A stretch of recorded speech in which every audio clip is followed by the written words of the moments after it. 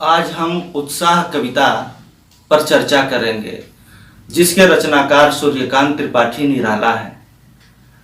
उत्साह एक पुकार गीत है, एक आह्वान गीत है, जिसमें कवि ने क्रांतिकारी स्वर में पुकारा है, आह्वान किया है बादलों का।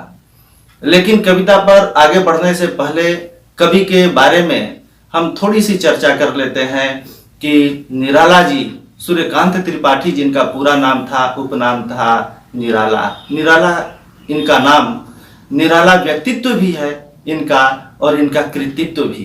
कृतित्व यानी इनकी रचनाएं भी बहुत निराली हैं। इनकी कविताओं में हर जगह विद्रोह का स्वर पाया जाता है, क्रांति का स्वर पाया जाता है।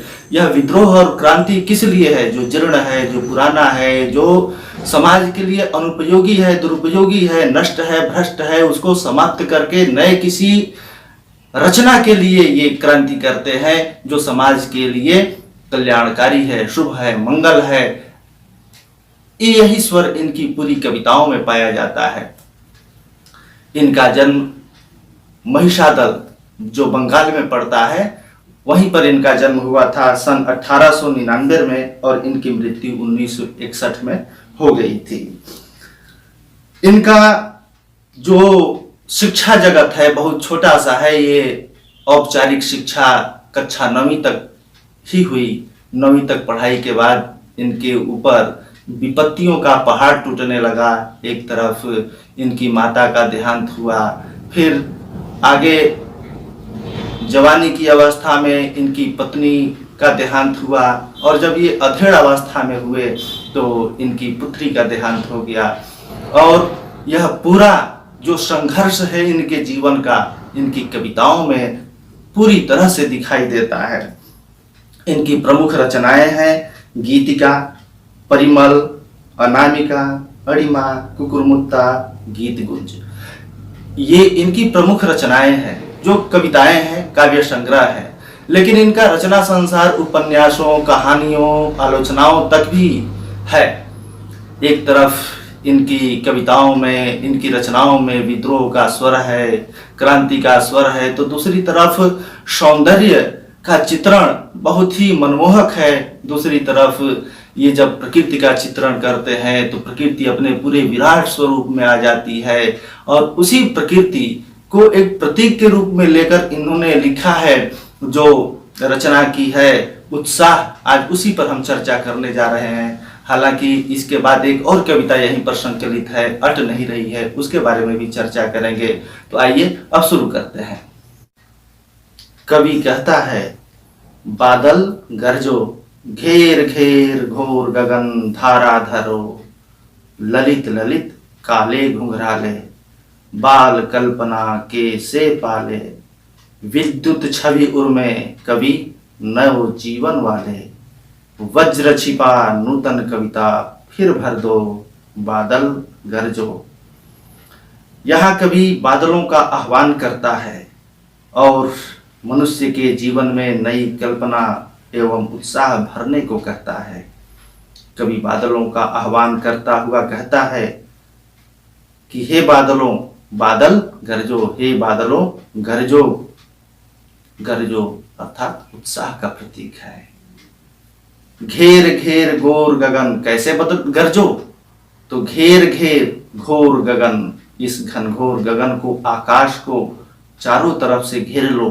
धाराधर ओ धाराधर, धाराधर अर्थात बादल। धारा, धारा का अर्थ पानी, और धर, धारा अर्थात पानी को धरने वाला बादल। ओ बादल, इस सारे आकाश को चारों तरफ से घेर लो और फिर गरजो। ललित ललित काले घुंघराले, कवि कहता है ललित अर्थात सुंदर, तो ललित ललित सुंदर सुंदर, काले घुंघराले, तुम कैसे हो? बादल कैसे हैं? सुंदर सुंदर हैं, काले और घुंघराले हैं। बाल कल्पना के से पाले, बाल कल्पना यानी बाल बच्चों की कल्पना की तरह, के से, के समान पाले। देखो के और से के बीच में हाइफन है। इस हाइफन का मतलब के समान, यानी बालकों की कल्पना जितनी मधुर होती है, मनमोहक होती है, वैसे ही तुम मधुर हो, मनमोहक हो, मन को अच्छे लगने वाले हो। तो आगे कवि कहता है, विद्युत छवि उर में, विद्युत अर्थात बिजली, तुम्हारे हृदय में, उर अर्थात हृदय में बिजली की शक्ति है, यह बिजली विनाश का प्रतीक है।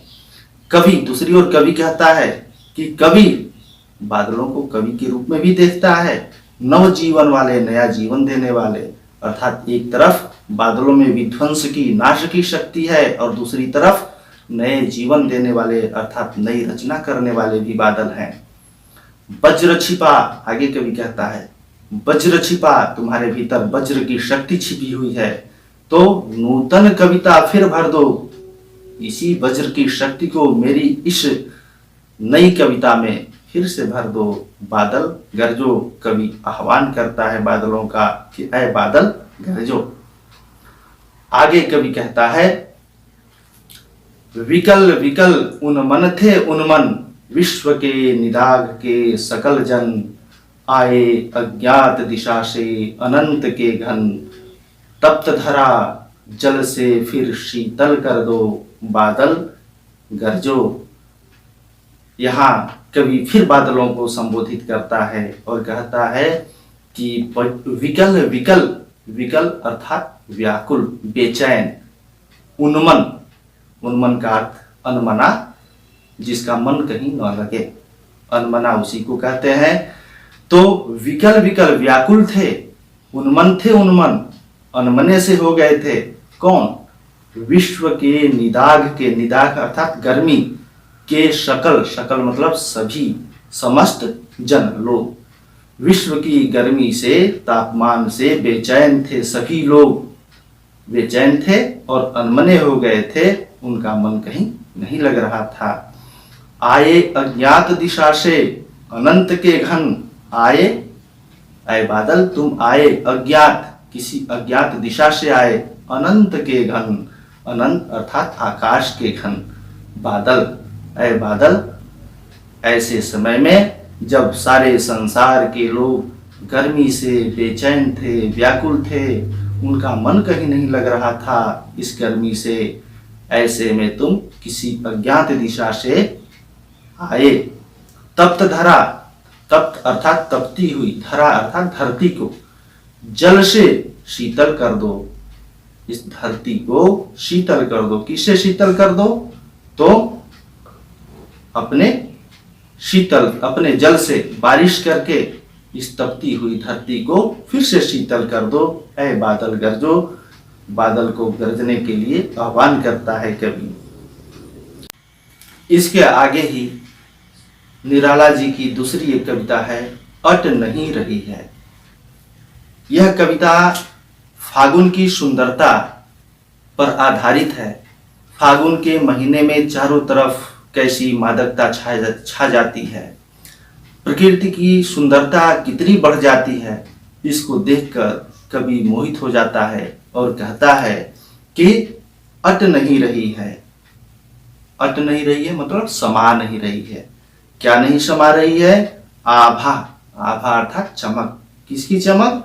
फागुन की, फागुन की चमक, फागुन की सुंदरता इतनी बड़ी है कि वह अब समा नहीं रही है, तो तन सट नहीं रही है, इसलिए यह सिमट नहीं रही है, चारों तरफ विस्तृत इस प्रकृति में बिखर गई है।